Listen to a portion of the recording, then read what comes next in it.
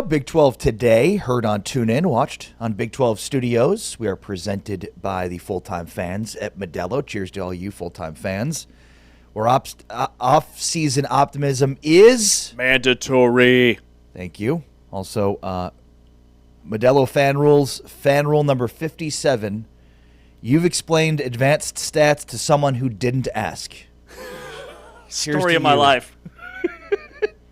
James finds himself in countless conversations with people who didn't ask about advanced analytics.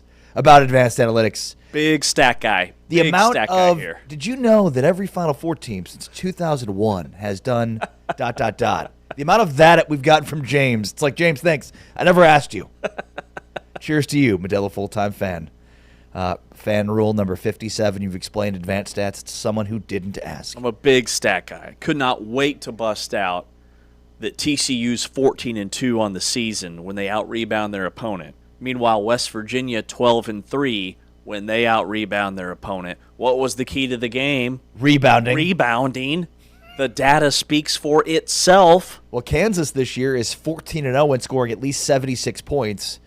They did not score 76 points last night, but still won going away against a Houston team that's now lost 3 straight. But quite a turnaround for Kansas from Saturday to Big Monday. A 180, losing to Cincinnati and kind of getting blown out in the second half, and then doing the same thing to Houston, basically blowing them out in the second half and getting Bill Self's 41st win on Big Monday at home.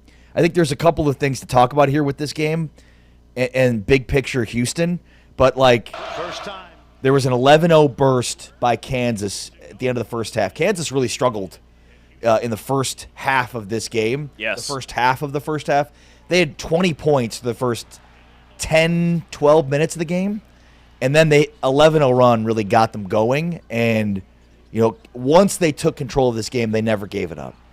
And Houston in the first half really controlled the tempo and did what they wanted. I mean, KU had 7 points in the first 9.5 minutes of that game, but somehow led at halftime. And you knew at halftime, this is where Kansas is turning the corner.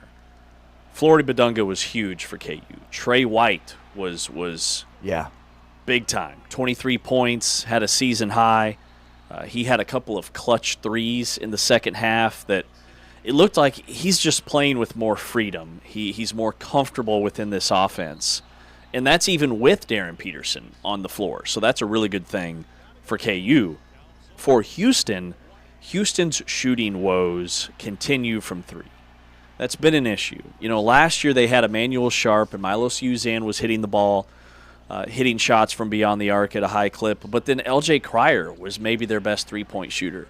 So you enter this electrifying freshman in Kingston Flemings, who's really good at the mid-range game, had a monster dunk in that contest, and is an exceptional defender, but he's not a three-point shooter. And 5 for 24 last night from downtown for Houston, 21%. Can they win games when they're that cold? Right. Last night they couldn't. Yeah, and when you look at last year's team, and unfair or not, that's going to be a common theme. They're not a good enough three-point shooting team. Last year, they could offset some of their woes offensively, and I think they could they're such a slow-paced team that when you're good at three-point shooting, that makes the margin for error slim against your opposition. When you're a bad three-point shooting team, it makes the margin slim for you when you have limited possessions. And I think big picture, that's been a huge issue for Houston. Not just in this game, but in their 5 losses, they're allowing their opponents to shoot a high percentage. Mm-hmm. They're 3 straight losses.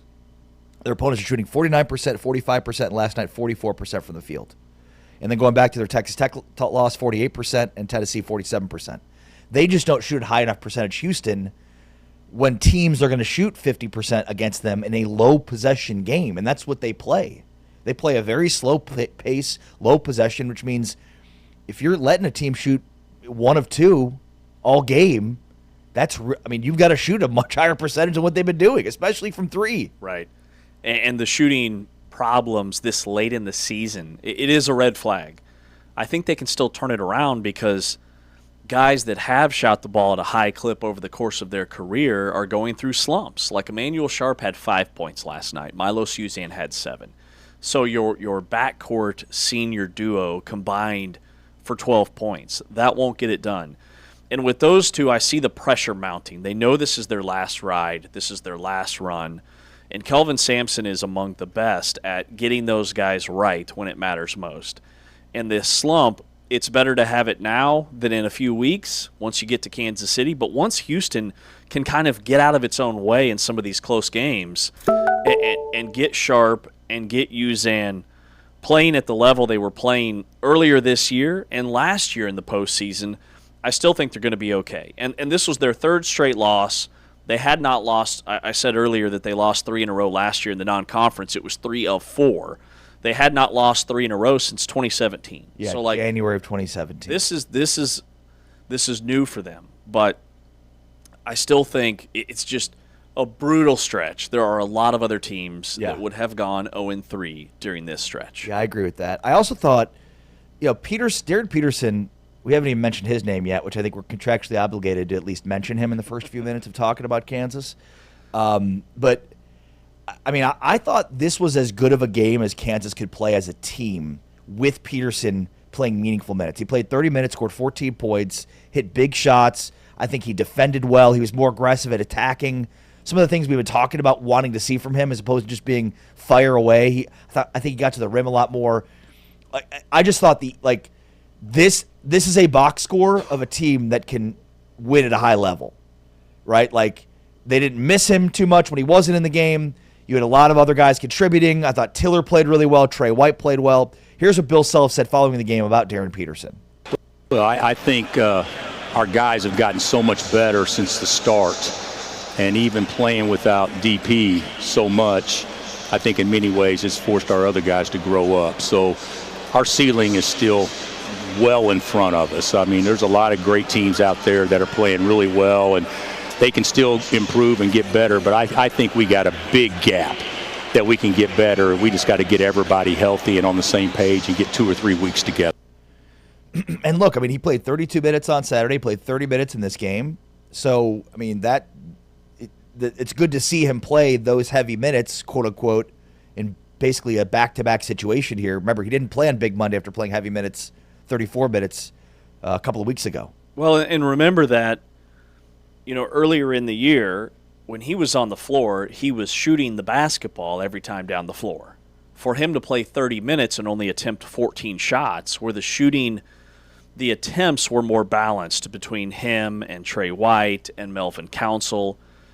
Melvin Council took 10 shots. Trey White took 9 shots. He was incredibly efficient, had 23 points on just 9 field goal attempts, made all 8 of his free throws. But much has been made about Darren Peterson and his lack of assists. He had 2 assists in the last 78 minutes going into this game, and he only had 1.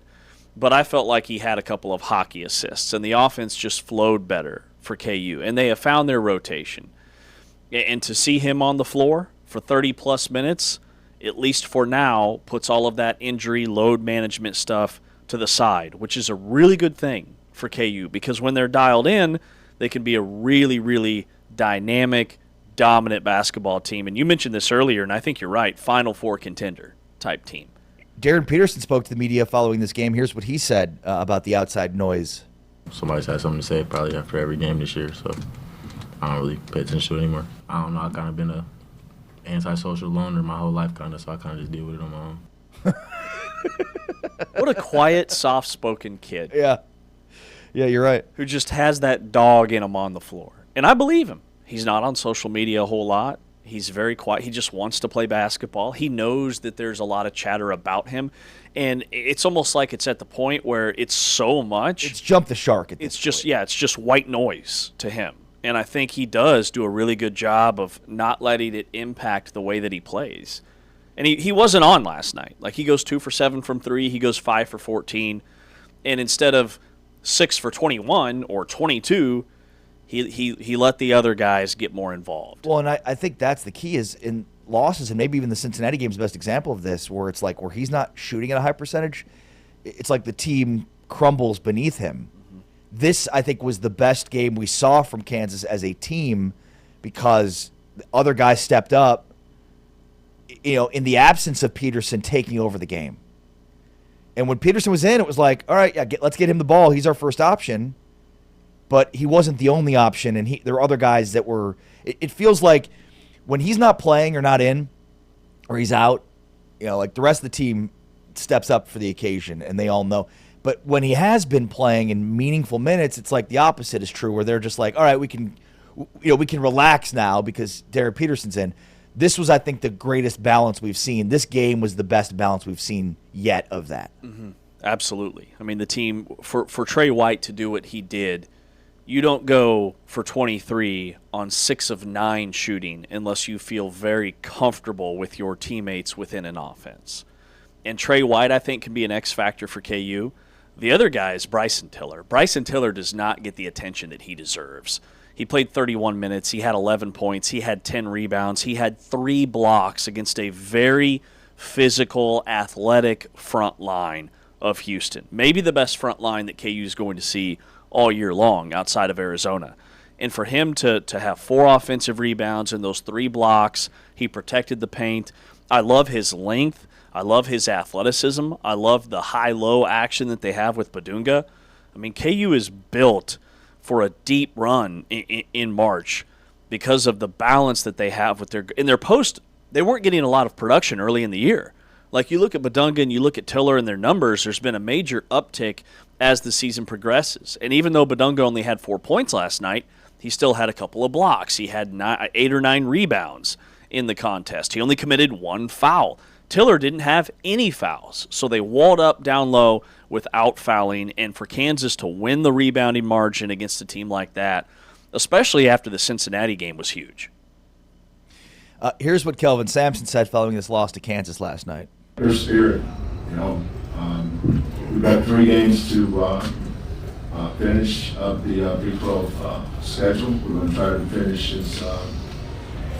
as good as we can. I think these 3 games, even though we're disappointed we lost them, it's not the end of the world. And by any stretch of the imagination, I think we can take these opportunities to help us in March and get better.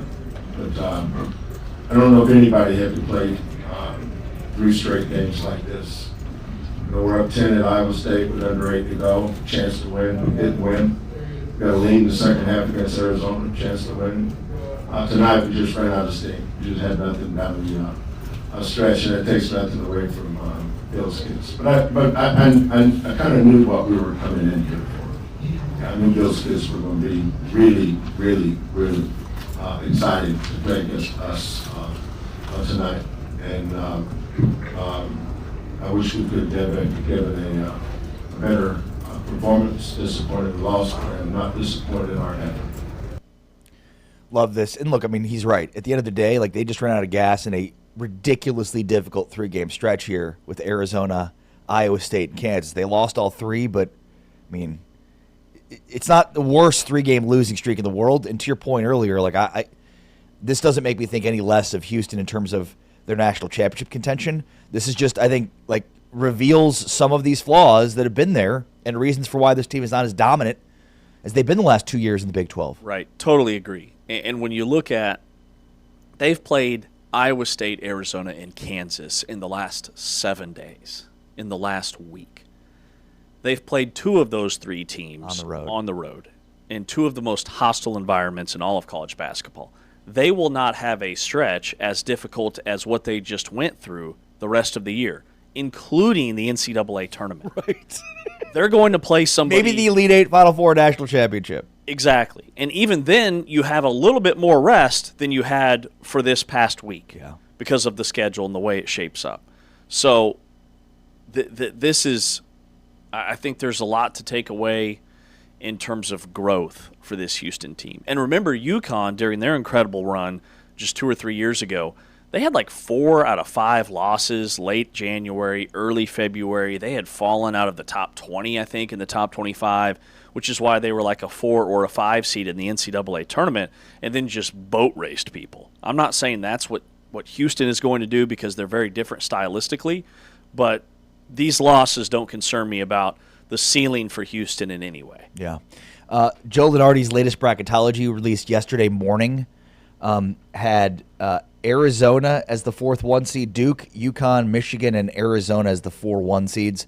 Had Houston as the 2 seed in the South, Iowa State as the 2 seed in the Midwest, Kansas as the 3 seed in the East as a top 12 seed, and then Texas Tech as a 4 seed. So Lenardi still has the top 5 of the Big 12 and the top 16. And then last 4 byes, UCF, last 4 in, TCU, and then has West Virginia as the next 4 out. So Lenardi doesn't even have Cincinnati on the board yet. They have a big one tonight against Texas Tech, and if they win that game, they're certainly going to be on the board, but tough task for them. But 8 teams, according to Lenardi, in the field now. So this is the most we've seen from Lenardi. Yeah, he has excuse me, he has 3 Big 12 teams part of his next 4 of the next 4, which means starting at number 9 is where he has Cincinnati, Baylor, and Arizona State. They need to leapfrog 8 teams to get in the field. That's a lot to ask, but it's still possible because there's still 2 or 3 weeks left of the season. I do think Cincinnati is one more marquee win away from leapfrogging about 4 or 5 teams and being right there. I know they're only 15 and 12, but their analytics are still really good. They've got a bunch of quad 1 wins, and what a job by Wes Miller. Since he had his, I wouldn't call it a post-game rant, but since he addressed some of the fans in the tunnel, we played that audio. Since then, Cincinnati's been on a tear. And I think Day Thomas and Jizzle James have taken a back seat and become more familiar with their role, where they're still scoring guards, but they're not trying to take games over. They're letting Jalen Celestine get involved. He's had a major uptick. They're leaning on Mustamba Cham, who had a career high against KU, and Baba Miller, who's a force down low. And they're playing within Wes Miller's system of being a half-court, grinded-out type team, and it's working. Yeah, if Cincinnati were to win tonight, I'd say they're going to be firmly a team in position. Is that in Lubbock or is that in Cincy? The game is in Lubbock. Okay. Tough test. Yeah. Think about going back-to-back Allen Fieldhouse and United Supermarkets Arena in back-to-back games. Could be very tough. Also big one tonight, West Virginia, Oklahoma State, as well as West Virginia hits the road for a really important game for them against Oklahoma State. And then Arizona State, TCU. If TCU wants to stay on the right side of the bubble, they've got to win. And how about UCF going to visit BYU? I think UCF has a little bit of margin for error, but we'll preview some of these games later on in the show, as there's a huge slate of Big 12 games tonight, especially as it pertains to the bubble. All right, James Westling, Ari Tepkin, Big 12 today, Big 12 radio. Heard on TuneIn, watched on Big 12 Studios. Shreyas Laddha, our friend from the Kansas City Star, joins us next to break down what's been going on in terms of the noise around Darren Peterson in last night's game. Shreyas is next. It's Big 12 today, Big 12 Radio, presented by Modelo. Heard on TuneIn, watched on Big 12 Studios.